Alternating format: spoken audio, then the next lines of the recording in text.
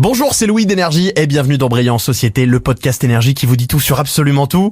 Aujourd'hui, je vais vous parler d'une des légendes absolues de la musique hip-hop made in USA. J'ai nommé le grand, l'immense Dr. Dre. Eh oui, je vous cache pas, je suis un très grand fan de Dr. Dre, parce que ce mec, en fait, il n'a pas révolutionné le rap qu'une fois, mais plutôt 3 fois. Pour comprendre cette carrière un peu folle, on va plonger dans son parcours, je vous explique tout ça, et vous allez voir, vous allez adorer Dr. Dre à la fin de cet épisode. Originaire du quartier difficile de Compton, à Los Angeles, en Californie, le petit André Romel Young voit le jour le 18 février 1965.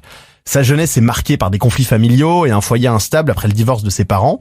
Du coup, dès son plus jeune âge, il développe une passion pour la musique, comme un exutoire. À l'adolescence, il se lance dans le monde du jing, inspiré par des figures emblématiques comme Grandmaster Flash. Il affine son art dans des clubs locaux, où il rencontre d'autres talents prometteurs, et il prend le nom de Dr. G, en hommage à son joueur de basket préféré, Julius Erving. Plus tard, ce surnom devient Dr. Dre, qui mélange son premier pseudo avec son vrai prénom, André. Voilà, vous connaissez l'origine de Dr. Dre. Sa carrière décolle avec le groupe World Class Weekend Cry, avec lequel il contribue à populariser le mouvement électro-hop qui domine le rap de la côte ouest américaine à l'époque. Il se fait remarquer pour son talent de producteur musical et de DJ. D'ailleurs, il s'autoproclame maître de la mixologie. Son inspiration, il la forge dès le début dans les rues de sa ville natale, mais son premier grand succès, c'est avec la formation du groupe NWA pour Niggas with Attitudes. Ça se passe entre 1986 et 1988 avec Eazy-E, Ice Cube, Arabian Prince, puis DJ Yella et Macren. Ils participent à faire du gangsta rap à un son planétaire. Leur musique, brute et sans concession, reflète la réalité des rues et devient le porte-voix d'une génération. Je pense notamment à l'album emblématique Straight Outta Compton, avec des titres comme Fuck Da Police. On dit que ce groupe est le tout premier à plaire à un public blanc, ce qui développe du coup la démocratisation du rap dans le pays, et c'est vraiment la première révolution made in Dr. Dre. Mais en 1991, il va se passer quelque chose. Dr. Dre se dispute avec Eazy-E, qui meurt du sida 4 ans après, et ce qui va du coup marquer la fin du groupe. Après ça, il crée le label Death Row Records, et c'est à ce moment-là qu'il propulse le G-Funk sur le devant de la scène avec son premier album solo, D-Chronic. Ce son tout neuf devient le grand courant musical hip-hop du début des années 90. Deuxième révolution, donc, pour lui. Des hits comme Nothing But a G-Tang ou Let Me Ride sont considérés comme des hymnes du rap. Le G-Funk pour, du coup, vous l'avez compris, Gangsta Funk est un savant mélange de musique funk et de sonorités typiquement californiennes. Et je pense par exemple à l'immense chanson de Tupac, California Love, qui combine du coup les sonorités du funk et du rap avec des synthétiseurs et des lignes de basse profondes. Et puis Dr. Dre puise aussi son inspiration dans le soul, le jazz et bien sûr le R&B. Au fil des années, ce mélomane absolu s'impose comme l'un des producteurs, c'est-à-dire compositeur musical en langage rap, des plus influents de l'industrie musicale américaine. Son sens inné du rythme et du groove lui permet de créer des beats uniques. Il sort son deuxième album solo, le légendaire 2001 en 1999, avec des titres exceptionnels comme Still Dre ou Forgot About Dre. Il renoue avec le succès et redéfinit les standards du genre, encore une fois. Ses mélodies hyper rythmées, ses collaborations de haut niveau et ses paroles percutantes font de cet album un classique. Bref, c'est la 3e révolution version Dr. Dre, vous l'avez compris. À côté de ça, il découvre et soutient des nouveaux talents qui deviennent bientôt des géants. Je pense notamment, par exemple, à Eminem. Quand ce jeune rappeur de Détroit envoie une démo à Dre, il impressionne le producteur par son talent brut et sa virtuosité lyrique.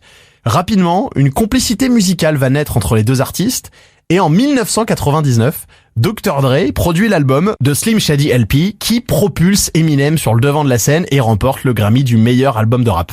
Pourtant, Eminem est confronté à des critiques et à des préjugés de la part de certains puristes du hip-hop qui remettent en question sa légitimité dans un genre musical historiquement associé à la culture afro-américaine. Mais Dre a toujours défendu le talent d'Eminem et ensemble, en fait, ils réussissent à transcender les barrières raciales. Plus tard, Dr. Dre découvre aussi Kendrick Lamar, qui est originaire du même quartier que lui, Compton. Après avoir signé avec le label Aftermath Entertainment de Dr. Dre, Kendrick Lamar sort une série d'albums acclamés par la critique. Son style lyrique complexe et sa profondeur artistique font de lui un des rappeurs les plus respectés de cette nouvelle génération. D'ailleurs, c'est le premier artiste hip-hop à remporter le prix Pulitzer de la musique, et ça, c'est pas rien. Bref, pour en revenir à la carrière de Dr. Dre, après l'album 2001, il va se consacrer vraiment à la production pour des artistes en tout genre. Alors, je peux vous citer par exemple Eminem, depuis tout à l'heure on en a un petit peu parlé, mais aussi Gwen Stefani, 50 Cent, The Game. Il fournit vraiment des tubes mondiaux dans tous les sens, mais pas seulement. Parce que Dre, c'est aussi un entrepreneur visionnaire. Et là, forcément, j'étais obligé d'en parler dans ce podcast. En 2008, il lance sa ligne de casque audio, Beats by Dre, et rebelote, il révolutionne littéralement l'industrie de l'audio grand public. Beats by Dre, les casques se retrouvent bientôt au sommet du marché, et puis les écouteurs deviennent un accessoire de mode incontournable, porté par des célébrités, des sportifs de renom. C'était vraiment l'accessoire qu'il fallait pour être hype à l'époque.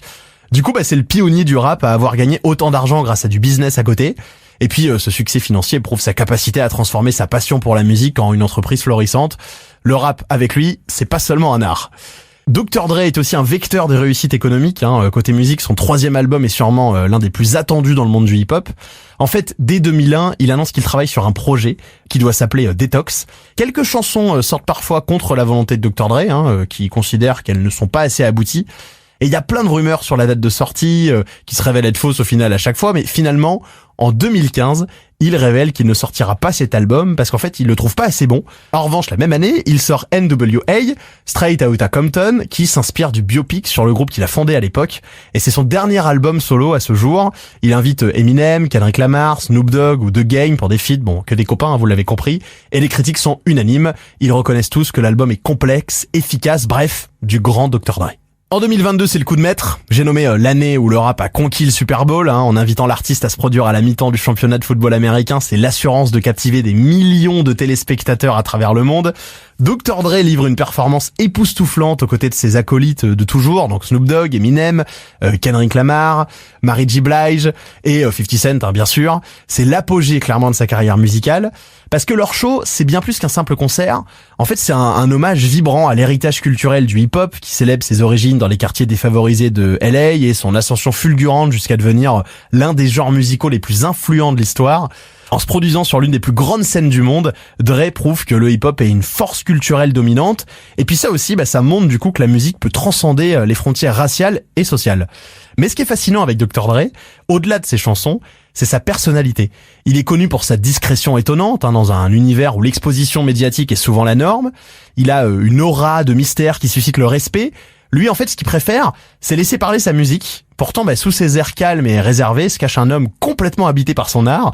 Il est connu pour son sens hyper aigu du détail, son perfectionnisme en studio, et cette attitude humble et ce tempérament presque geek contrastent avec son immense influence sur la culture hip-hop et sur l'industrie musicale contemporaine dans son ensemble. Malgré son succès, Dr. Dre est un homme qui reste humble et fidèle à ses racines tout en soutenant les artistes émergents. Et puis sa musique est de celle qui marquera ce siècle et ceux à venir, ça c'est sûr et certain. Alors j'ai envie de vous dire, faites-vous plaisir, mettez un casque, mettez peut-être même le casque Beats by Dre et réécoutez Still Dre et les plus grands classiques, les plus grandes chansons de tous les temps. Merci d'avoir écouté cet épisode de Brillant Société. Il a été écrit par Daphné Bretonbach. Je suis Louis, animateur sur Énergie. Je vous retrouve très vite pour un nouvel épisode.